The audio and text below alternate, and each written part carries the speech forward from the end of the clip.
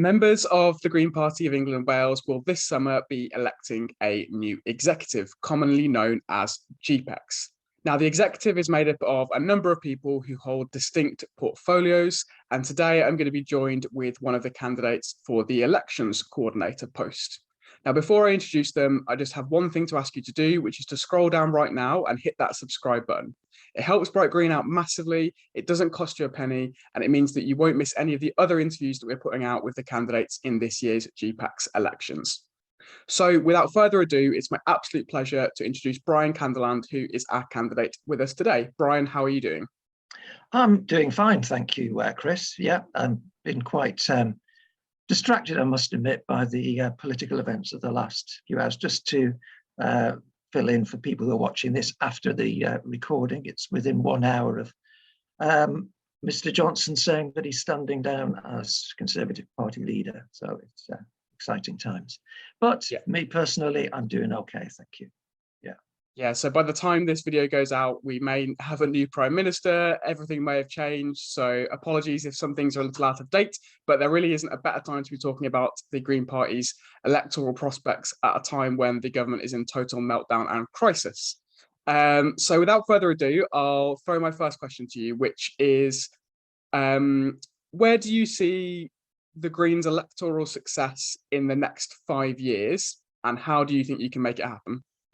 Right, well, firstly, I've been greatly impressed with our success in local council elections over the last 3 years or so. Until that point, no one would ever, or I would never have predicted that we would have expanded our councillor base that quickly.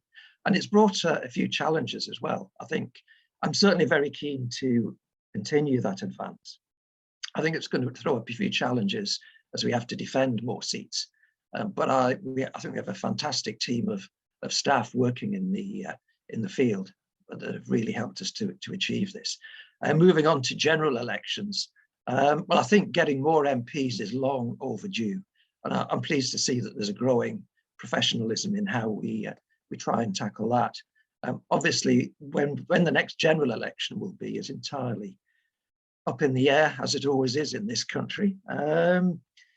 But I'd certainly want to see more done to get parties ready for that, particularly in places where we do, admittedly a slim chance, but do have a chance of actually taking seats.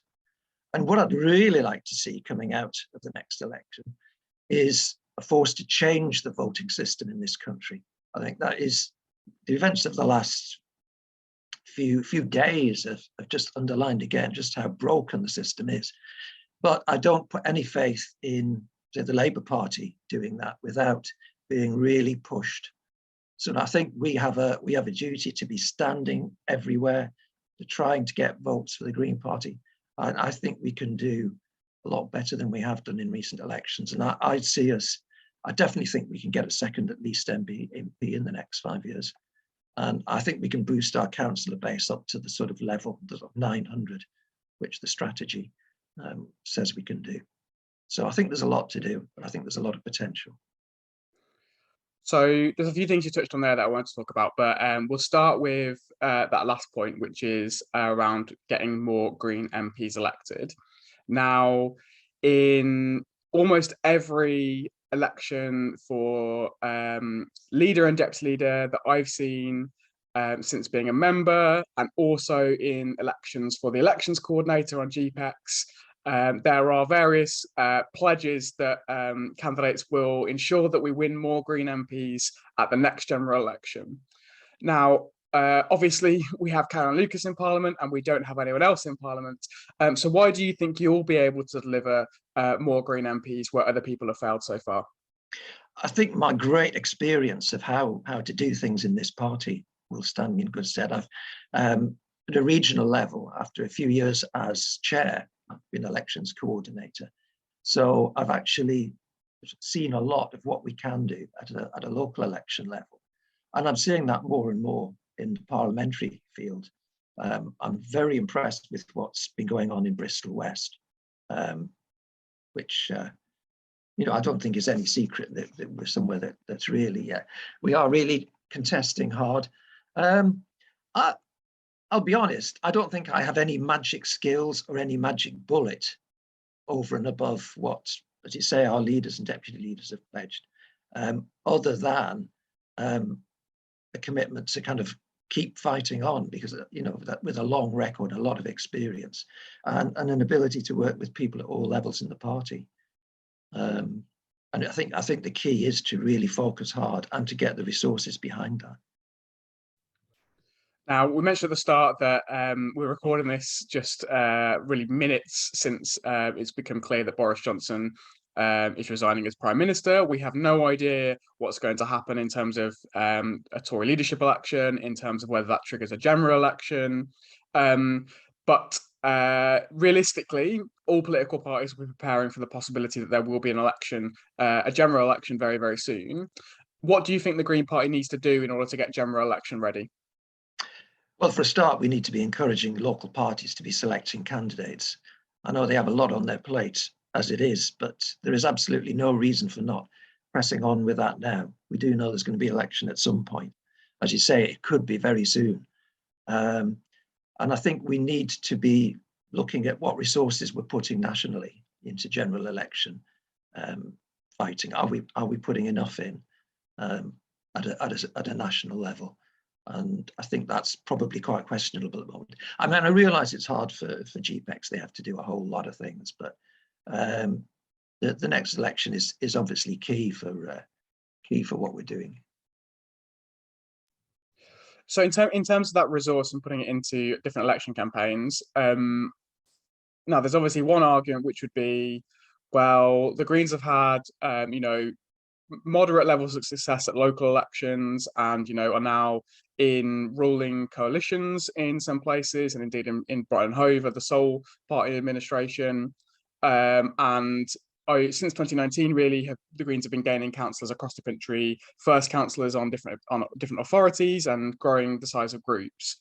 So some people would say clearly that's where the resource from the central party should be going in terms of election campaigning, is going into getting more Greens elected at a local government level, and understanding that the electoral system is a massive challenge for the Greens at a parliamentary level, and therefore putting lots of resource into general elections is throwing good money after bad. On the other hand, other people would argue, well, if we don't have a strategy which sees us gaining more Green MPs, then we're never going to be in a situation where we're able to implement the kind of radical, transformative political program that the Greens want to see implemented. So where do you sit on that kind of spectrum? Well, the obvious glib answer is we need both, and I think as I said at the start, the local election successes have been absolutely transformative, and I've seen it working in councils across the Northwest. Incidentally, we hold the leadership of Lancaster City Council as well as Brighton, but both in minority administrations, but it's still a remarkable step forward on where we used to be even a few years ago. I think the two complement each other. I mean, the more councillors we have, particularly in fairly focused areas, then the more we become credible as a party to vote for at a national level. We're seeing more councillors from other parties moving to the Greens now at a higher level than I've ever seen before. We're winning more council by-elections. More and more we're being seen as a party that you can vote for. It's just to get that step up to a parliamentary level. And I think that one thing that may help us, and it's something that we're obviously very worried about, is the whole climate crisis, which is far more, and I know it's not the top of everyone's agenda personally because of the whole cost of living issues, but it's something that is far more, I think, in people's minds now than it was. So there are things that could actually help us to bridge that gap, I think. I guess the other strategic question that that I kind of spend a lot of time thinking about is in terms of prioritization of resource in local election campaigning. Do you think that the party should be prioritizing putting resource into getting councillors on administrations for the first time where there have never been Greens before, and growing kind of smaller Green groups where there's maybe 1 or 2 councillors to get them 3 or 4 or 5 or 6, and making those kind of incremental gains across the country? Or do you think that actually the situation we're in now is that there are a number of local parties which are in a position to start taking control of councils, either as a minority administration or in coalition, or indeed in some cases as a majority administration. Where do you think the party should be prioritising its resource in terms of that question strategically? It's a difficult sort of decision to have to take, but obviously one has to prioritise sometimes. For me, the priority is to really help the ones that are getting close to that sort of power level, whether it be as in councils with no overall control, where they can wield particular influence, or preferably in some form of administration. There is a feeling I've seen amongst some of my colleagues that we should be looking at getting, say, at least one councillor in every authority.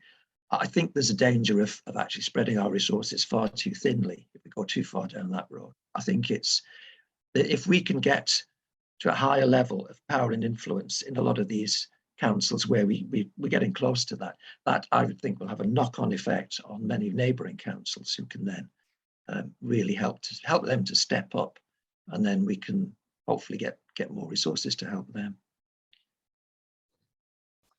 So I guess I wanted to take a step back a little bit from the kind of strategic questions around like allocating resource in different places, and also ask a little bit about I guess the politics of elections, and rather than the process, if that makes sense. And I guess other political parties have really clear kind of coalitions of voters that they build and support and bring support from. So you look at, for example, the Tories in the 2019 general election. They built a really clear coalition of voters that was made up of retirees and homeowners in northern and Midlands towns, plus their traditional kind of well-off, wealthy base in the south of England. Now, the Labour Party has had a number of different electoral coalitions that have, propelled them to power in the past, which has, traditionally been made up of, working class voters, students, public sector workers, and Black and ethnic minority voters as being the kind of core Labour Party social coalition. What do you see as being the kind of social coalition that the Greens can pull from that will enable the party to take steps forward in terms of electoral progress? I think certainly one thing I would note from, again, going back to our local election work recently, we can pull in voters that would otherwise vote either Labour, Tory, or even Liberal Democrat, and we're taking seats off a wide range of other parties. I think it's a bit trickier at a general election level, where you've got a much wider range of policies that tend to come into play. But I think a very fertile area, or potentially fertile area, is amongst younger voters, amongst people who, not necessarily hard Remainers, but who are internationalists, who want to see us having a much better relationship with our European neighbours. People who've been abandoned even by the Labour Party, if you go from what Keir Starmer was saying earlier this week. I mean, I know that's rather been eclipsed by what's happened since, but it was very much, freedom of movement is a bad thing, that door is closed, single market, etc., not on the table. That's actually selling down the river tens of millions of people in this country, particularly younger voters. At the same time, obviously, we don't want to get sort of branded as the Remainer party, because I think we need to be a lot broader than that. But I think solutions to the combinations of the climate crisis, the cost of living crisis, they're all linked. And I don't see the other major parties actually really grasping the nettle on that and making the sort of changes we need to make. And I think there is a growing awareness that, some sort of fundamental change is going to be needed. And I think it probably crosses generations and class boundaries as well, to a degree. So I guess I have a few thoughts on that. I guess the first one is around young people. So the kind of conventional wisdom is that whilst, yes, young people may well, be concerned about the climate crisis, be concerned about the the kind of growth of nationalism in the country, may want to see a more internationalist outlook in our politics, may want to, see economic justice prioritized, particularly, this being a generation that's been whacked by the trebling of tuition fees, that's been whacked by a housing market which basically siphons off most or half of their earnings into the hands of a private landlord. They may be concerned about all those things, but ultimately they're not the ones that go to the ballot box and vote when it comes to polling day, which is why the Tories have been able to be in power for so long, because turnout amongst their base of wealthy older homeowners is much, much higher. How do you overcome that in terms of, if you think that young people are going to be a crucial part of the Greens electoral coalition, how do you ensure that young people are turning out, and what is the kind of the policy offer, the kind of political offer, and the incentive for getting those people out to vote? Well, it is an issue, and we see the figures. In a way, I can sympathise with young people not going to vote, given that how the major parties just haven't served them at all in decades now. I think that we can actually, I think there is a lot of kind of idealism there, which is going untapped and going really frustrated. With how much we can actually change things. I think we've got our young Greens, we've got increasingly a younger leadership than most other parties. I think we've got a lot going for us. Whether it's enough, if we kind of focus it in certain areas, I'd like to think so. So I have one final question on the kind of portfolio specific stuff around elections before I move on to some of the questions around the wider role on GPEx. And you touched upon it earlier when you said that in general elections, you think the Greens should be standing everywhere.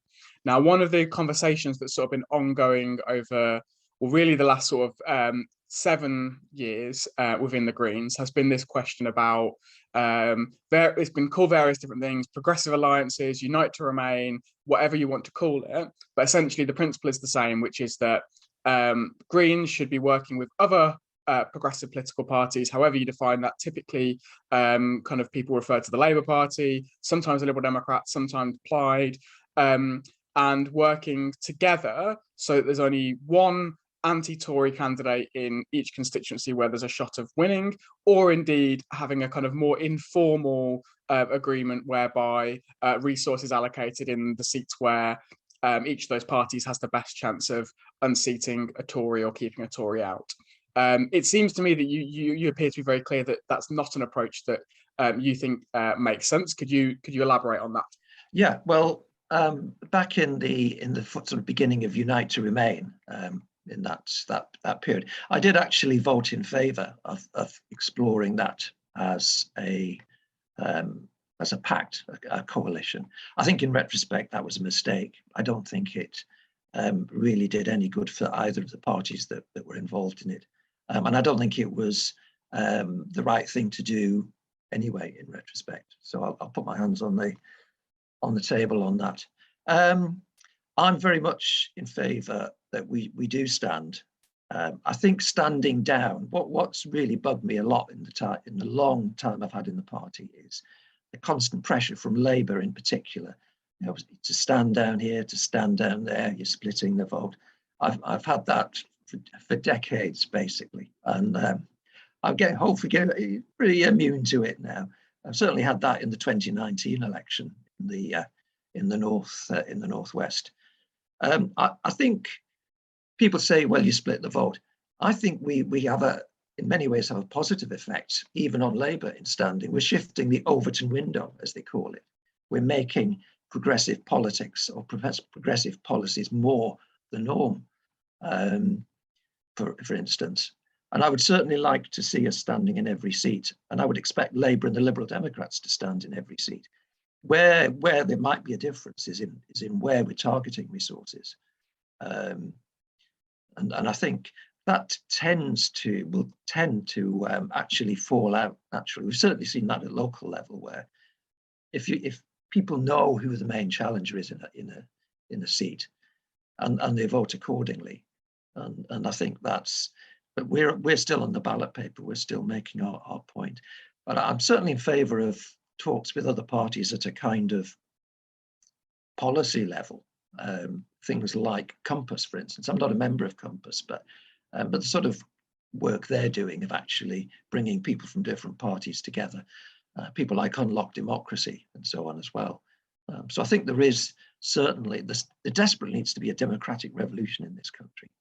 But I don't think it will come by us standing down and just giving everything to Labour, because we know what happened in 1997. They will, unless they're forced to change, they won't. So just to devil's advocate it quickly, so the counter argument to that is, at the moment we have a government that that's policies has led to one of the worst death rates from the COVID pandemic in the world, has handed billions of pounds of public money to their mates in the private sector at a time when the public were suffering under the COVID pandemic. Is opening new oil fields, subsidizing fossil fuels, passing legislation which restricts the right to protest and the right for Gypsy Roma traveller people to live their lives in the way that they have done, deporting people to Rwanda, and so on and so on and so on.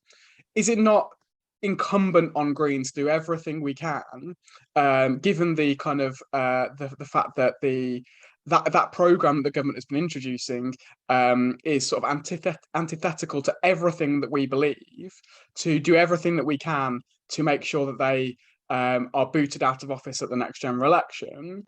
And therefore, in some instances, it may be the case that either having a Green on the ballot paper may allow the vote to be split and therefore the Tories to get in, or rather instead, if there's no sort of agreement about where to prioritise resource, like we've kind of seen, in the Wakefield by-election where the Liberal Democrats weren't really campaigning, and in the Tiverton and Hollington by-election where Labour weren't really campaigning, the other party won those seats.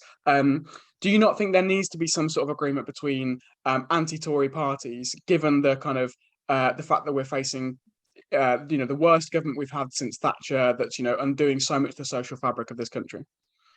Well, I'd maybe even go a bit further on the worst government thing. 70 years, I think this is probably the worst government and worst prime minister I've ever seen, and that's with a lot of competition. But coming back to the sort of, well, maybe we should stand down. I mean, just assuming we go down that road, where do we stand down? I was approached by, just to give a kind of specific example, I was approached by the Labour Party in Bolton, urging us to not stand in Bolton West in the 2019 general election, and saying, well, if you want to stand in that area, go and stand in Leigh instead, where we didn't have a candidate because we just didn't, the party just didn't have the resources to field one. So what happened? Labour actually lost Bristol West by a huge margin, and they lost Leigh as well. If we'd done what they'd said, they'd then have been blaming us for standing in Leigh because we split the vote there. You can't say what's a knife-edge marginal seat in an election anyway. It's the system is so skewed that just a couple of percent one way or another can completely change the situation. So we just finish up being told to stand down everywhere. It's not the way forward. Labour have to come up with the policies that will take our votes if they want to get elected. If they think they can be greener than us, better than us socially, then put the case forward and you'll beat us, Labour. But if you don't do that, don't blame us if people decide to vote for us rather than you. I think Labour are a big part of the problem in this country, to be honest. So I'm going to move on to, I said I'd move on to some of the kind of wider questions around GPEx. So for people who are watching who don't know, GPEx is the body that's responsible in the party for day-to-day management of the party, for financial management, for the party's reputation, and a whole bunch of other stuff. Although the individual GPEx members are elected to a specific portfolio, so elections is what we're talking about today, but also things like trade union liaison, management, and so on, including the other roles. Even though they're elected to those specific portfolios, they're also responsible for a kind of wider pool of issues that come up at GPEx.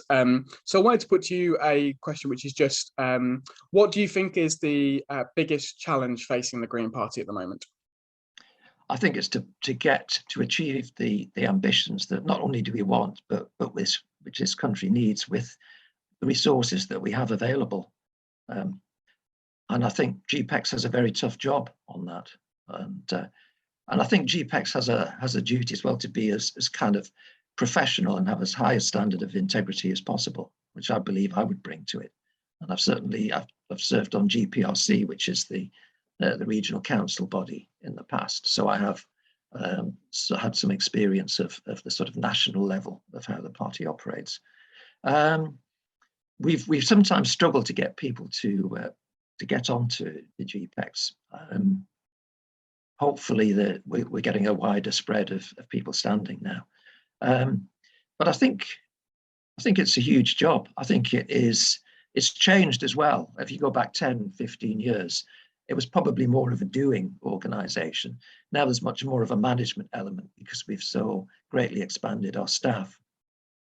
So it's things like how best to communicate, motivate people. All these are part of it. And I don't, for instance, even in my elections job, I don't see that as being a kind of an expert on election results or the mechanics of elections. I see it very much as a kind of strategic and communication role. And I think there have been some problems in GPEx. I don't want to obviously don't name any names, but there have been instances, I think, where things have not been done as well as they should have been. And I'd certainly be one to fight to ensure that things are done as well as they possibly can be and as properly as they can be when I'm on there.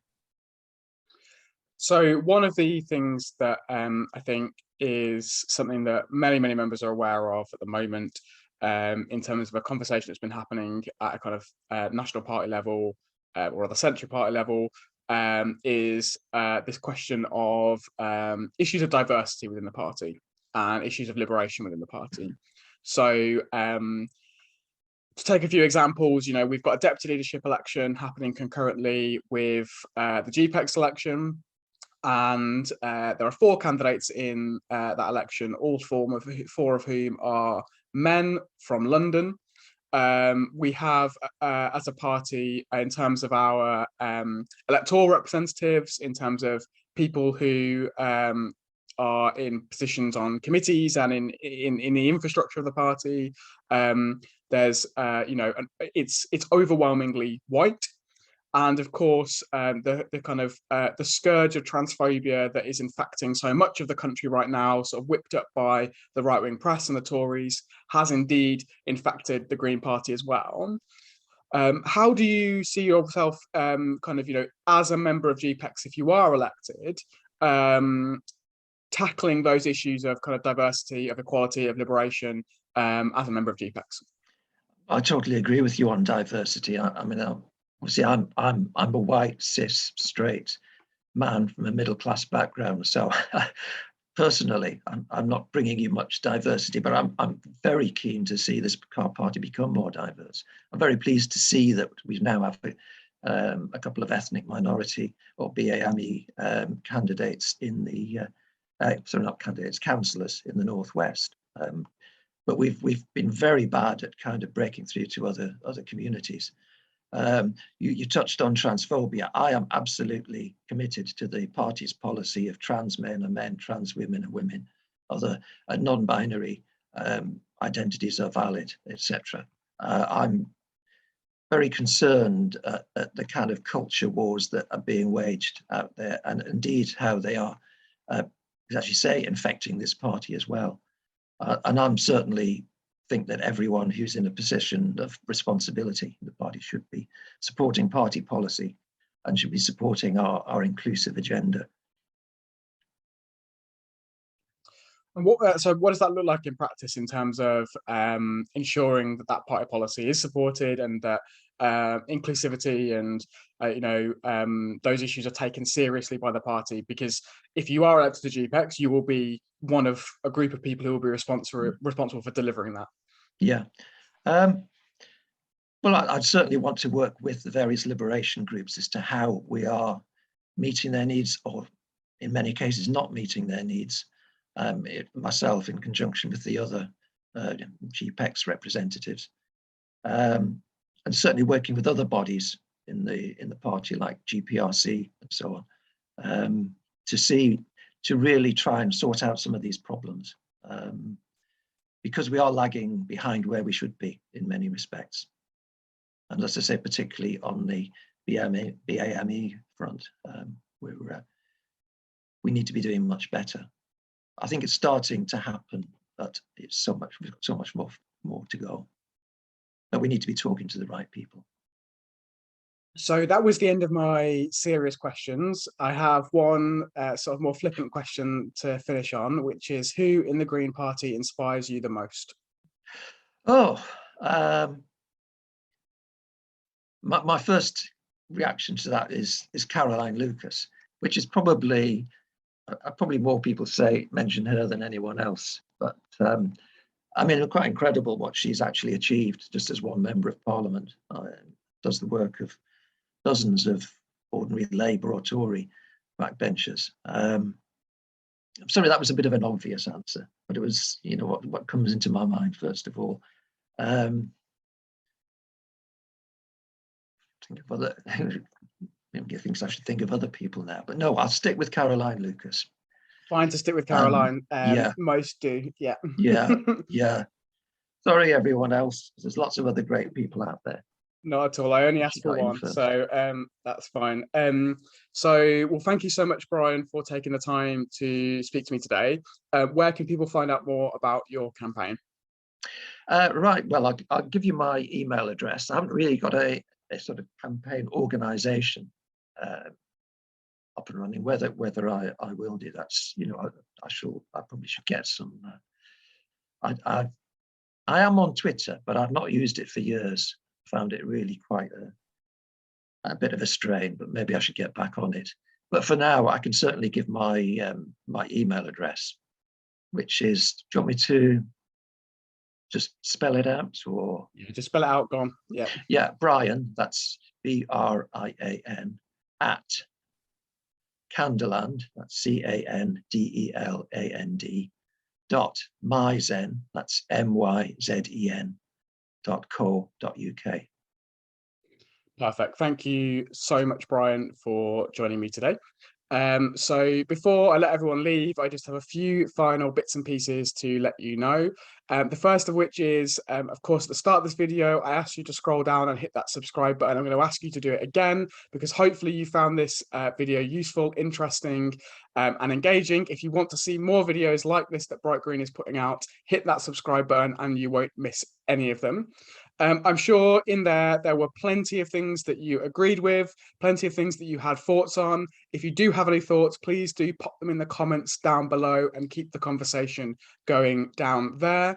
The penultimate thing I have to let you know is that you may or may not be aware, but Bright Green does not have the funding or the backing of billionaires or big business. It relies solely on the donations of kind and generous people like you. So if you've enjoyed this interview, if you enjoy the content that Bright Green puts out, if you see the value in having these kind of in-depth conversations with candidates for election, then please do head to bright-green.org/donate and set up a regular donation to keep these kinds of videos and our other work going.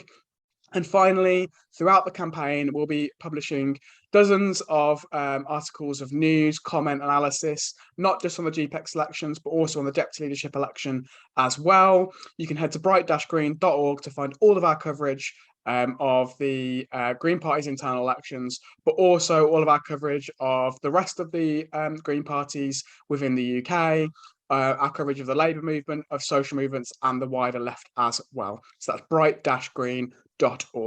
So thank you so much for watching, and I will see you very, very soon.